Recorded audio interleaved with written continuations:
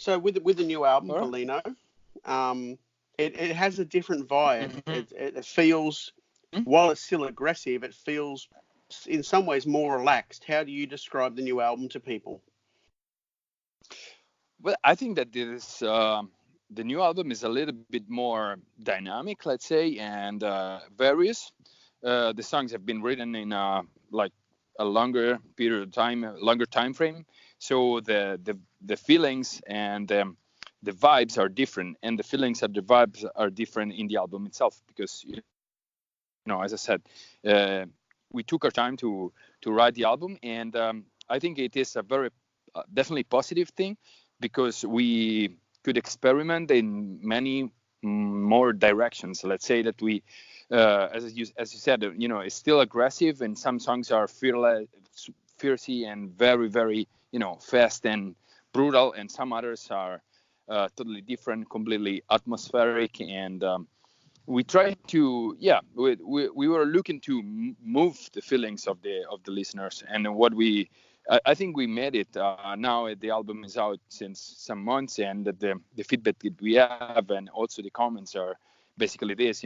Everybody is happy that we are finally finding like a better mix, a better balance between the souls of the band and the sounds of the band. So it's we are very happy with the result, and as I told you, the feedback from the people, from the fans, and even from the people that never listened to us and they started listening to us with Valeno are outstanding, are great and overwhelming. Yeah, well, I started with the new album and I went backwards. Okay, so you yeah, so I think it's a good way. It's a different way.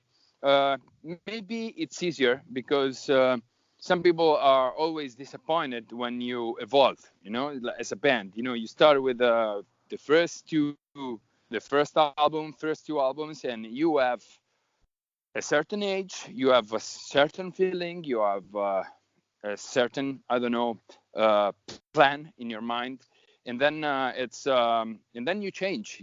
Lives change, you change, and if you are an honest artist, your music change because the music is an expression of who you are. So you evolve, and so only a few people, not say a few, but only a certain kind of people that are open-minded and ready for the change, really understand this process, and they still follow you. Others, they just complain and blame you for changing your style or whatever. Uh, if you go backwards, I think it's some way easier because you are aligned to the moment, to the situation, to the right here and right now situation, and then you can pick your favorites from the past albums, and I think you can understand better the process, with a different point of view. You go backwards, so you have the opportunity to say, okay, so this is the result of this is the result of that. Yeah, In the other way, when you go straightforward, it's different, and if you change a little bit the sound, people complain. For this kind of music, especially for Fleshgod, which is a very layered music, there's a lot of things going on. You need some kind of, let's say, a plan. You need a plan, okay? And yep. everybody has to stick to the plan. It's not. You can express yourself as much as you can, but once you find your dimension, and once you find you fix your part, you learn your part, you play that part, then it has to be the same. It has to be, it's you build a lot of things on top of that part, so you cannot change all the time. And it's good when only two people or three people, manage these things, because it's less people that somehow participate, and it's less chaotic, let's say. So when I Sure. do the drums, I do the drums, and then I do the guitars. You have the most of the instrumental parts done, and it's great. It's a great starting point for the album. Then Francesco takes care of the keyboards, and so all the orchestral arrangements and piano, and he does the same. And Paolo is taking care of the bass, so it's in three people we create the music, and it's some way easier.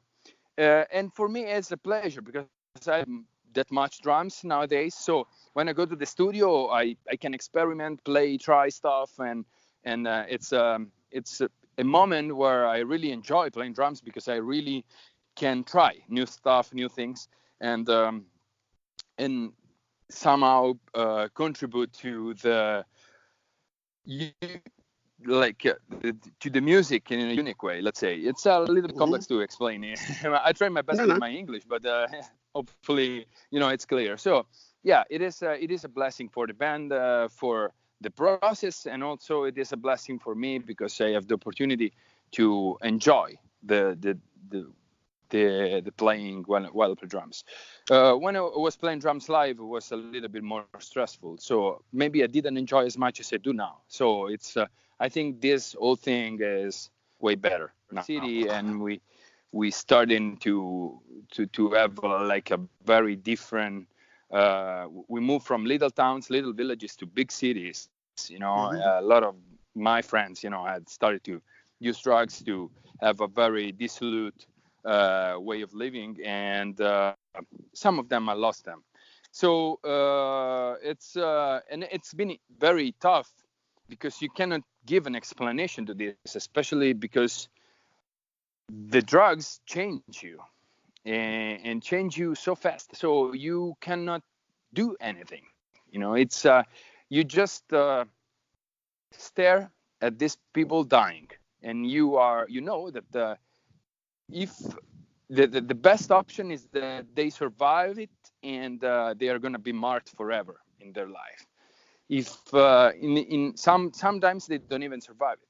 So I was like, why don't, especially now that I could sing this music, these lyrics, I was like, why don't I write something about this issue, these things that marked me so bad, and so heavy. It was so heavy. So it was like, let's try to put the light on a subject, on something that is considered already something that belongs to the past, but it's not. Right now in Italy, heroin is the cheapest drugs that you can buy. And it's mixed with a lot of shit of synthetic stuff, and a lot of people are still dying. It's not something, that the people that associate this kind of drugs to the 70s, 80s maybe, and then everybody thinks that the synthetic drugs are less dangerous, but it's not true. First of all, the synthetic drugs are not less dangerous, and second of all, it's not. It's a growing. Heroin is still growing. They use it in a different way. Maybe they don't use the needle anymore, but they still use it. And when you try once, you're fucked. So it's something I wanted to talk about because it's not as I said, it's not something that belongs to the past. It is in the present. It is something that can affect us. Very, your friends, whoever. So you have to, especially now that it's a little bit more complex to live, and you have a lot of depression and a lot of things going on and a lot of mixed feelings, and sometimes people try this stuff to disconnect with their problems, with their routine, but they don't know very well what's the consequence of this action. They just say, okay, I will try once because it's a shitty moment of my life, and then you're fucked forever. It's an ending vortex to as I said, destruction. So I couldn't see that, and I'm not changing the world with that song, but I just wanted to express my disappointment, and I wanted to motivate people to react to what's wrong in their life without using this easy way to escape the problems. They sound good live. So we are gonna probably play 4 or 5 songs from the new album, and as well we are gonna go through the whole catalog. We're gonna play songs from the previous albums, of course, all the classics. But yeah, we are concentrated and focused on playing at least 4 songs from the new album, maybe 5. Excellent. And we've got time for one more question. Yeah. What is your favorite song to play live and why? And is there one song from your career you never want to play again? Oh wow! There's live right now. I really enjoy the new songs because they're more fresh, and it's the first times that we play them live, so we see the people reaction to something new, which is great. They are embracing this new stuff, and it's great. So I would say that the song that I really enjoy to play live, it's Mona Lisa, and it's I call it a false friend, because it's a song that when you listen to it, you listen to something which is some kind of, it's kind of like easy listening song, but it's very complex to play. It's one of the worst to play. So Sure. it's a tricky song. It's a tricky song, Mona Lisa. And what song I don't like to play more? I don't know. I like there are some songs that are a little bit more bored to play because we play them so many times. I would say like we played like almost 1,000 times Violation. But the Violation is a song that when you play it, people go fucking nuts. It's crazy. And so when it starts, you say, okay, I have to play this song again. And then after 2 seconds, you see the people reaction and you completely forget that you played that song for 1,000 times. So every time is like the first time. So let's say that I don't have like songs that are so that I don't like to play. What I can say is that I don't regret to I'm happy that I don't have to play those songs with the drums live again. Yes, that is it's a different point of view, but it's 100% honest. Like when you have to play Elegy or have to play like Kingborn or have to play songs from King, which are the full live with the drums. It's a fucking nightmare, man. So it's like I'm really happy that I can play those songs with the guitar now. Excellent. Well, I'll let you go because you'll have another interview coming up soon, and we'll see you in Australia really soon. All right. Thank you very much for the interview, and I hope to see you there at the shows. And thank you again for spending time and support the band.